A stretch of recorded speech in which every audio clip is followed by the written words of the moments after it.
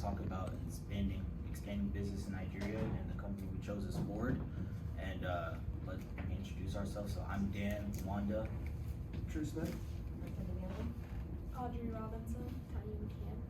Leticia Abraham. Okay, so just to give you guys some information, so Ford Motor Company is an American multinational automobile manufacturer headquartered in Michigan, and it was founded by Henry Ford and incorporated in June 16th, 1903. So just to like give you guys some perspective, Ford is like an American company, and like more often than not, when you think of Ford, you think of America, but we're trying to like branch past that and make it like more of a global market. So for example, 2/3 of Ford's SA's total vehicle production is exported in 148 global markets, including Europe, the Middle East, and Africa. And out of Ford's 65 power plants all across the world, only 8 are in the US. So, you know, that just shows that we're trying to make it more global. And when you think of like the #1 Ford vehicles, you think of the Ford F-150, of course. And yes, that's the #1 selling car for Ford, and it's #1 in the US, but we're also trying to expand on different things like electric cars too, because electric cars are more prominent, and especially like in other continents like Europe and stuff like that. And Ford expects 70% of its growth and profits to come from overseas sales. So yeah. Thanks, Dan. I'm going to take a moment to talk about why we are planning to move our operations to Nigeria, specifically the capital city of Lagos. Lagos is the commercial center of Nigeria. It is close to 2 of the largest ports in Nigeria, the Premier Port and the Tin Can Island Port Complex. Being close to these will allow us access for both import and export throughout the coastline of the continent of Africa. It's also close to the railways within Africa and the intercontinental African highway for distribution within the continent of Africa. Nigeria plays an important leadership role in not only Western Africa, but the African continent as a whole. It's the headquarters of the Economic Community of West African States, which is a trade organization of 15 countries within Africa. Of these 15 countries, Nigeria is by far the largest contributor, representing around 70% of the Economic Community's gross domestic product. The population of Nigeria is growing rapidly as well. It's expected to become the 3rd most populous country on the planet, surpassing the United States by 2050. In 2019, Nigeria also signed the African Continental Free Trade Agreement with the goal of making it easier and more profitable to trade goods between African countries. The combined worth of businesses represented within the African Continental Free Trade Agreement is around $3.4 trillion. All of these efforts by the Nigerian government, the things they're implementing, are designed to create jobs and economic growth within this country. These include foreign investments as well. The reason that we are choosing to be in Nigeria is to promote health, education, and mobility projects across Africa. Africa's emerging economy is drawing a lot of international attention, and transportation is fundamental to unleashing the potential of the African continent, and Ford would desire to be the catalyst for that change. To talk about how those changes will be implemented, how the business will be run, I'd like to pass it on to Leticia Brown. Thank you, Drew. How you doing? Hi, everybody.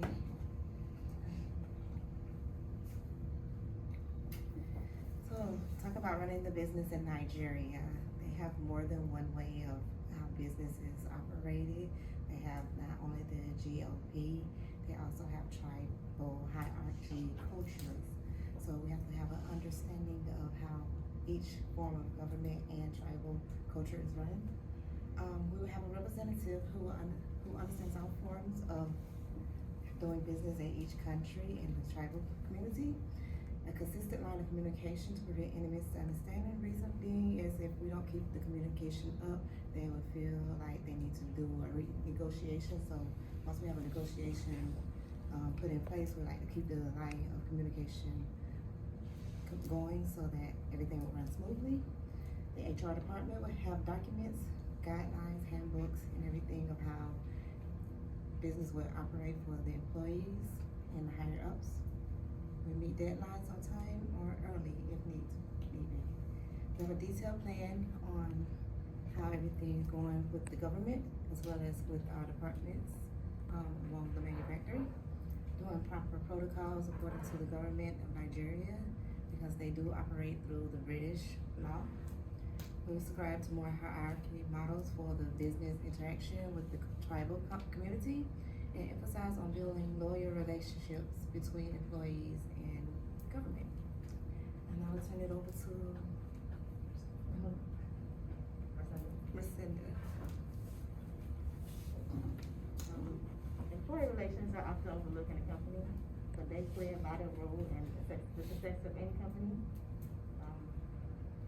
For our company, we intend on creating a healthy work environment by having a low turnover rate. In order to do that, we intend on having health benefits, bonuses and raises, equal pay based on experience and not the gender. It's a really big problem everywhere around the world. An annual team building retreat, and that will help the employees to help bond them together in our work environment. I'll pass it to Audrey. Okay, so I'm going to talk about the differences in cultural aspects between how businesses work in the United States versus Nigeria. So these institutions and organizations generally reflect dominant cultural values, and in Nigeria it means we must account for their specific values. Both in the US and Nigeria, society is driven by competition, achievement, and success, which is reflected by the scores of masculinity. That's what that means. And so people live in order to work. Striving for quick results in the workplace is common for both countries. However, it's important to look at the score gaps between power distance and individualism to really understand how to work best in Nigeria. So while in the US, people are expected to take initiative and their individual contributions amount for basically their status in a company and are taken into account when hiring and promotion is run through the business. In Nigeria, the culture emphasizes collectivism and loyalty to one's in-group. People in the US are responsible for themselves, while those in Nigeria are responsible for their entire group. And everyone has an accepted role in Nigeria, and it's inherent that the superiors make decisions, which, if we go back and look at this, we see there's a big gap between the scores for the US in power distance versus the scores in Nigeria for power distance. And that translates to the egalitarianism versus hierarchy. So in Nigerian organizations, hierarchy is very strict and the boss is the absolute ruler, has the last say, and there's really no arguments made. While in the United States, we have a very loose hierarchical structure. And so it's important we take into account these differences when we move forward. And now Diane. So I would like to talk about some information about etiquette and customs of the business culture in Nigeria. First, agreeing with people is considered as a sign of respect. Nigerians generally say yes to a request because their respect for you does not allow to say no. Second, appointment is like private, so try not to be upset if your appointment is interrupted by clients, family, or friends. Third, Nigerians are good bargainers, and you should expect to bargain at the marketplace or at the negotiating table. Next, Nigerians professionals are very casual about meeting times. So for example, they can say like, our meeting is going to be at 5 p.m. That around 5 p.m. that means it can start somewhere, sometime between 5 to 6. Lastly, Nigerians tend to stand close to each other while speaking, so try not to back up. I'll pass it to Dan. So we had an interview. I interviewed my my uncle. He worked in the private sector for the government for forgot how many years, but he was an accountant there. And I asked him some questions about like his time when he worked in Nigeria. So the first thing I asked him was like, how were like day-to-day operations different from compared to the U.S. And he said like it's not, and this is I'm all like kind of paraphrasing everything because so he said it's not too different, but one big thing was he said the bosses they try to like micromanage people because he said a big problem over there was like, are you actually doing work?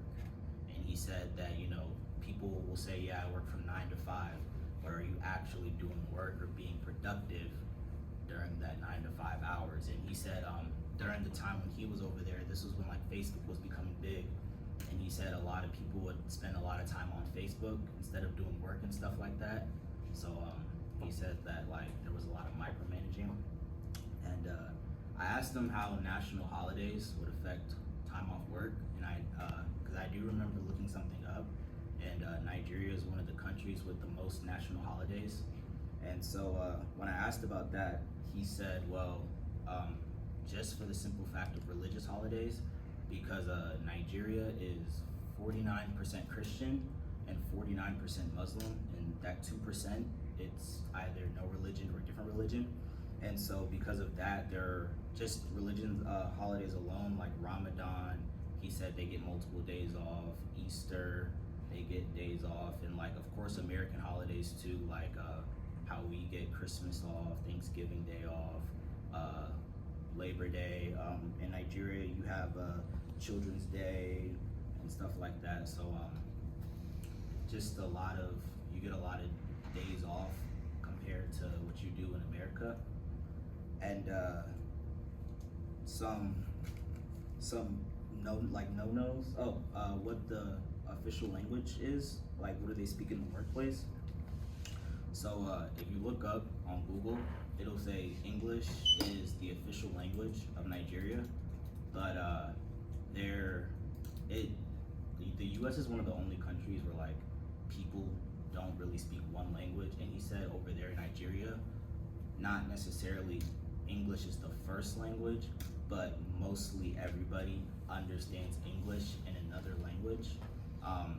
English might not be everyone's speaking language, everyday language, because some people are more shy about speaking English or another native language because they might not be that good at it, but for the most part, everyone does speak English. And this is prevalent because when we're doing business meetings and stuff like that, they'd be spoken in English, or like business negotiations and stuff like that, they'd be spoken in English, but then like side talk and stuff like that, or like say like before a business meeting, you're making small talk and you're talking with one of your colleagues, you could be speaking in Yoruba or Igbo or Hausa, and so like really like big detailed things you're gonna be speaking in English, but just like kind of like side talk or what'd you do this weekend, it might be spoken in the native language depending on who you're talking to in the office and what tribe they're from. So I also asked like what are big no-nos in the office, like things you shouldn't do or that are deemed as like rude. And the big thing that he told me was kind of showing off and being flashy, in the sense of they don't like that. To give you perspective, he told me that when he worked there, this was around the time where wireless headphones like Bluetooth were coming out, and not a lot of people had them back then in Nigeria. And he said like when one person came in the office with it, like a lot of people kind of looked down on him because it's just like, oh, you think you're better than everybody else, so stuff like that. And so like also maybe if you walked into work with like a a Gucci belt or something. No one in the office probably has that, so they deem that as like rude or disrespectful. He actually told me it could get to the point where like, say if like, for example, say if I walked into work with a Gucci belt and the next day I get robbed and someone steals my Gucci belt, your coworkers are probably gonna like laugh at you that you got your stuff stolen. So yeah, they don't like that. And another thing I asked was like, how was communication in the office? So Audrey spoke on this big like power distance, and like the boss has the last say. That's like incredibly prevalent in Nigeria. He told me that, quote, he said, your boss is like a semi-god. He said, quote, how it goes in Nigeria is you have God, your boss, and then there's you. And then he said, it could be even bad to where like, he said, quote, like, for example, any of us can go to a teacher if like a teacher's like not busy in her office hours and knock on the door, ask a few questions. Or for example, like at my job, the other day I knocked on the CFO of the company's door to ask her like, is she still ordering us lunch? But like in Nigeria, you can't do that. So he told me like, if you want to talk to your boss, even if your boss is like right down the hall, there is no like, hey boss, can you, like, no, you gotta like set an appointment and stuff like that. And then because they're big on their time and stuff like that. And another thing too is he said how I spoke about bosses have a lot of power. It'll be to where like your boss will come up to you and say like, go pick up my kids from school, or go do my laundry, or I have a letter at my house, go to my house and get my letter. And it's like, there's nothing you can do about it. Like, you just gotta do it. And he gave me an example how one time his boss yelled at him saying, go get his kids from school.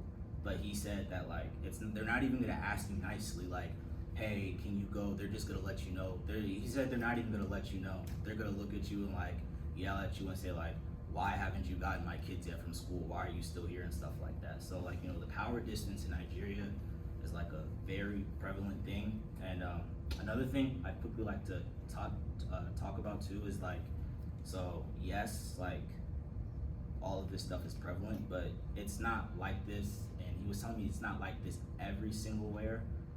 He said it's like this in a lot of places, but not everywhere. It really just depends on like what location you're at. For example, to put things in perspective, like, the work environment up north in like New York or something would be a lot different than like down south in like Macon, Georgia, or like Los Angeles or something. So, he said it also like location too plays a big part. I think where he worked, it's a little bit, it's like north of the city we chose, but it's still, for the most part, it's still the same, but some things might be a little different. And in conclusion, accept cultural differences, try not to judge people based on your knowledge, and study more about Nigerian culture and perform at your best, and you'll be all right.